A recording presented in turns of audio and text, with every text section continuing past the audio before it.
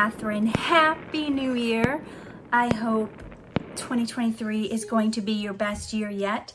I'm coming at you right now because every year I share with you guys what my goals are for the next year, and I also share with you whether I met my goals or didn't meet my goals based on the previous year. So it's actually New Year's Eve right now. I'm getting ready to go to a New Year's Eve party, hence the sparkles. But before I go, I wanted to share with you guys whether or not I met my goals for this year. So I want you guys to know it's okay if you change your goals, if you move and shift your goals during the year, if you decide partway through, I'm not crazy about this goal anymore. You don't have to stick with it. You don't have to power through it and force yourself to do it just because you said you would. You have the right to change your mind at any given moment. It's okay to move and change and shift your goals based on things coming your way or not coming your way. And I'm not saying give up on your goals. Keep striving, keep working every day towards your goals. But if that goal morphs and changes into something else, don't feel bad.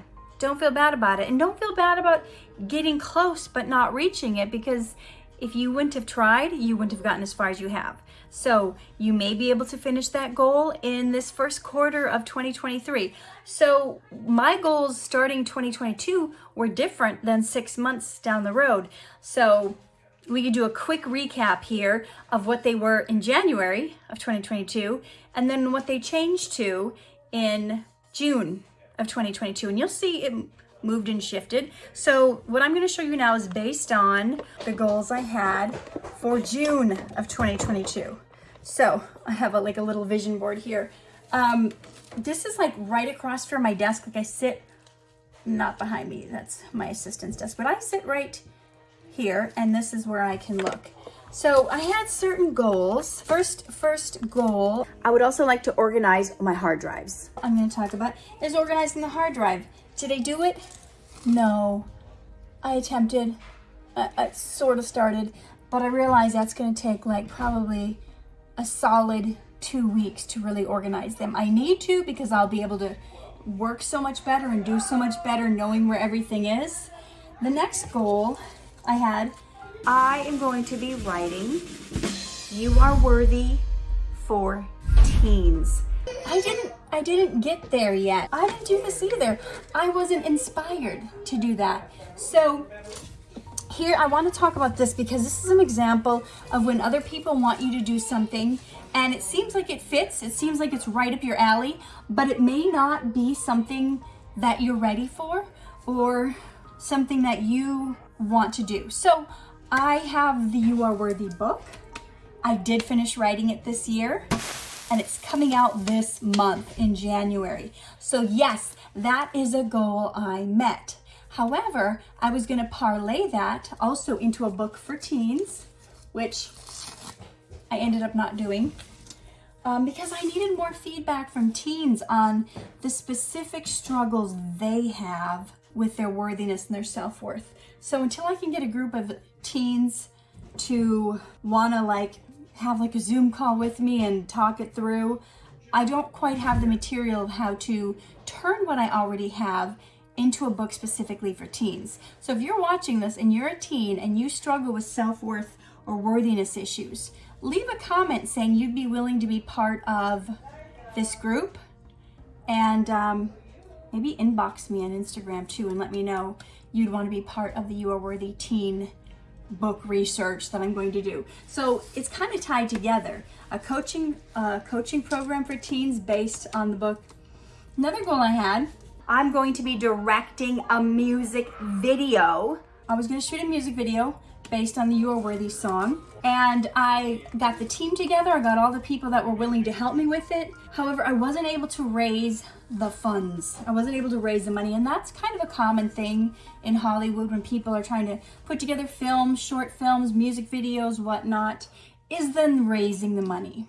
Are you going to be able to pay the investors back, putting together a business plan and putting together everything that they need to see to get in front of the right people to fund the movie? So it looks like I've been failing a lot, doesn't it? But no, I haven't. Some things moved and some things shifted. The next thing was to get the Timothy documentary started as far as editing, get that edited. I was just thinking about this today. I felt a lot of pressure to get, this is Timothy when he was little, to get his documentary edited because the filmmaker who convinced me to do this documentary years ago is now getting very up in age, and he's had some health challenges and health issues, and it's kind of looking like it's possible he might not be around for the next couple of years. So I felt this pressure to get this documentary out. And you know, I was just journaling a lot the last few days and getting with God and trying to move in a more divinely inspired way where I was doing things that I wanted to do, that I felt God wanted me to do, and not feel pressure based on outward things. So I realized, yeah, it would be cool to have Timothy's documentary done, but it wasn't my vision. I kind of fought the filmmaker for years saying, why would anyone want to hear my story or hear this document? Like, I just didn't see like what the purpose was. He thought it was a great angle. He thought, you know what? People are going to want to see. A lot of people, they have a special needs child and then they just give up on their dreams, and you didn't, and you're going for it full force, even though you're dealing with tantrums and ups and downs and medical stuff and this and that, you know, maybe there'll be a place for it in the future. I don't know. But I didn't feel inspired to do this anymore. And I bring that up because you may have set goals that you're no longer inspired about. And it feels like drudgery, and it feels like you're carrying 3,000 pounds through mud and you're just dragging it. If it feels like that, and if your goal isn't exciting you and inspiring you and getting you out of bed like, yes, I can't wait to work on it, it might not be the right goal for you. So it's okay to change it. Okay, it's okay to shift it and move it. The next goal I told you guys is to pay off my car that I got last year. We had 6 years loan on it. Very expensive, $700 a month. It was not where we wanted to be. And so I did some creative stuff with my finances and some investments. And I'm happy to say, yes, my Lexus is paid in full. So the book got written, the Lexus is paid in full. Okay, we got 2 rah-rahs, yes. And I want to record the audiobook. I did not record the audiobook. I did some test runs where I tried to record it, but I didn't have the right settings. I'm trying to record it myself. I made like the proper sound insulating thing, but the connection between the microphone and the settings on the computer, I just couldn't figure it out. I tried a couple times, and so that's on hold. However, what I did do is I started a new project, and the new project is a new course. So I started shooting a course called Acting and Having Fun, the Tony Mirshandandi technique. So I am working with Tony Mirshandandi, who was a well-known Indian actor. We are shooting an online course to teach you guys how to be actors. I'm thinking there's going to be 9 or 10 videos, and we're going to have it so cheap that everyone can afford it. I think we're going to put it out there for only like $99, which is ridiculous because you could spend more than that just going to one class in Hollywood. Some of these acting teachers charge $200 to $300 an hour to work with them. So I'm very excited that this new acting course is going to be affordable for everyone. So more details on that to come. All right, to write Timothy's memoir of the 118 days he was in the NICU. I've been talking about the book Premature Faith forever. This is Timmy when the first time I got to hold him. He was about a month old. He was so tiny he could fit in your hands. He was like the size of a Coke bottle. He was so small. And I've been wanting to write this book for 15 years. And I've been putting it like on my goal poster every single year. However, I did start it this year. I paid to take a class. I was working with a memoir writing coach and an agent, and I got about 4 or 5 chapters written, and then I kind of got halted. I didn't want to spend that amount of money in the classes, and I didn't feel emotionally ready, or did I think I could put in the amount of work it's going to take. And I'm not, for the first time ever, I'm not beating myself up about it. Every year I'd be like, I've been saying I'm gonna write this for years, but I'm not, because it now doesn't feel like the right time. However, what I am doing instead of recording the audiobook, instead of writing the audiobook, you know what I did? My dad has been ill, and I've been for years wanting to do something for him. My dad is a writer, and he has never got any of his work published. He is like just jamming this chair into the back of me. He's trying to trap me in here so I don't go to my New Year's party. Is that right? Are you trying to trap me? So my dad has been writing for like 50 years and has never done anything with his work. So I told him, I'm going to put a book together for you. And I've been wanting to do it for 6 or 7 years, but guess what? I have compiled the 100 Air. Woo! The 100 Air, and these are pictures of my dad's childhood. So I'll be co-author on this, but I just put his name on it right now. The 100 Air, down-home stories of generosity from the working man next door. So I decided, instead of trying to beat my head against the wall with the audiobook, I'm going to do this book for my dad. He had a health scare. We almost lost him a couple months ago. And man, talking to him today, I don't know how long he's going to be here. And I want him to see his stories in print before he passes on. And so let's go. All right. So instead of doing the Premature Faith book, it doesn't feel right now. It feels too heavy. What I did instead is I put out this little ebook.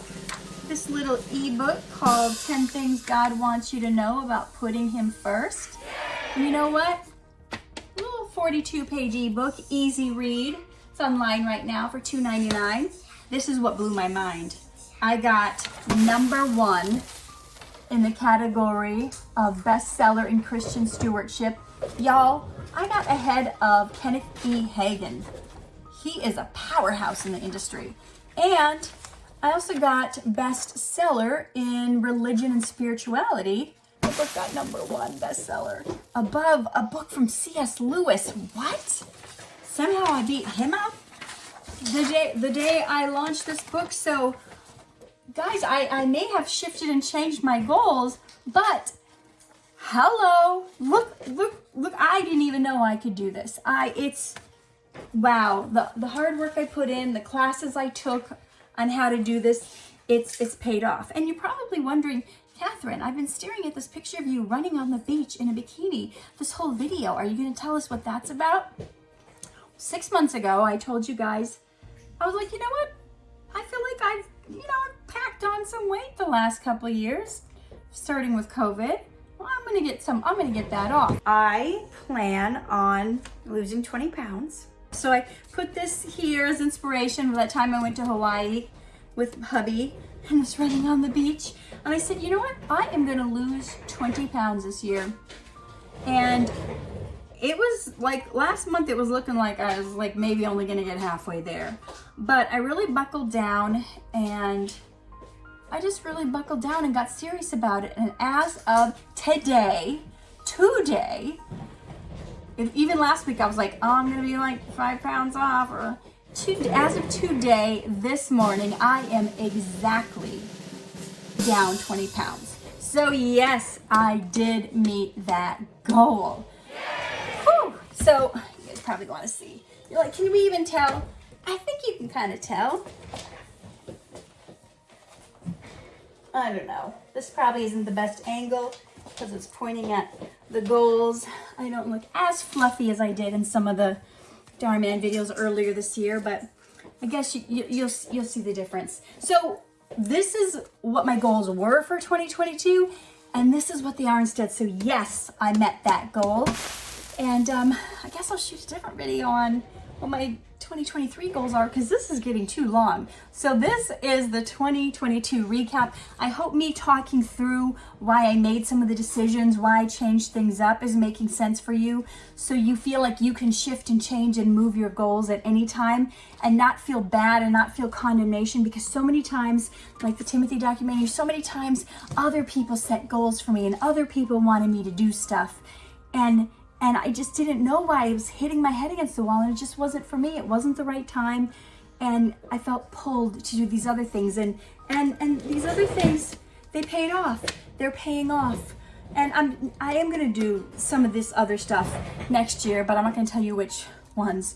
So more to come. We'll do 2023 goals later, but this is the 2022 recap. I'm proud of myself. I'm not sad that I didn't do certain ones, and I'm really happy about what I chose to do instead. So love you guys. I'm gonna go celebrate. Bye.